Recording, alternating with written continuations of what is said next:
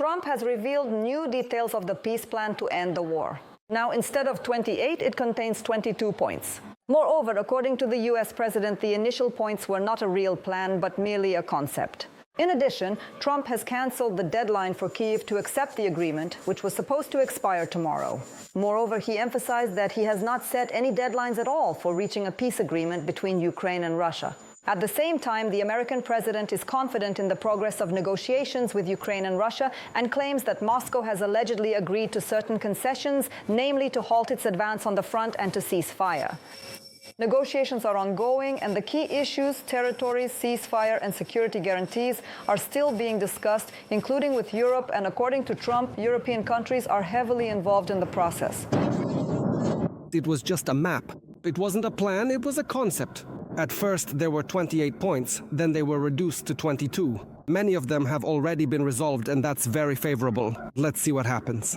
I don't have any deadline. You know what the deadline is for me? When it's all over, everyone is tired of fighting. They're losing too many people. The US President's special representative, Steve Witkoff, essentially acted as an unofficial advisor to the Kremlin, explaining how Moscow should present its peace deal proposals in a way that would appeal to Trump. Bloomberg News published the transcript of a phone conversation between Witkoff and Putin's aide, Yuri Ushakov, from October 14th. This recording, which lasts over 5 minutes, reveals the methods used by the US Special Representative in communicating with Russia and explains the emergence of the 28-point peace plan proposed by Washington. In particular, Witkoff advised organizing a call from Putin to Trump before Ukrainian President Zelensky's visit to the White House on October 17th, using the Gaza agreement as a pretext. He suggested that Putin congratulate Trump on reaching the agreements and highlight the role of the American president in the peace process. Witkoff also proposed developing a 20-point peace plan for Ukraine, similar to the ceasefire agreement in Gaza. During the conversation, there was talk of a possible territorial exchange, including Donbas, but the U.S. Special Envoy advised discussing this delicately. 2 days later, Trump and Putin held a lengthy phone conversation, which the American leader described as productive.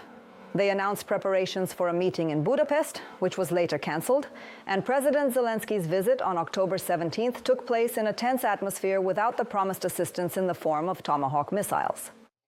It is unknown which specific Russian proposals were taken into account in the final version of the 28-point plan. However, after this, Washington began persuading Kyiv to agree to the deal. Donald Trump, responding to the leaked recording of the conversation, stated that he sees nothing unusual in such consultations, since a mediator is supposedly supposed to sell the terms to both sides. At the same time, Trump himself did not listen to the recording, but suggested that Witkoff might have advised similar things to Ukraine as well.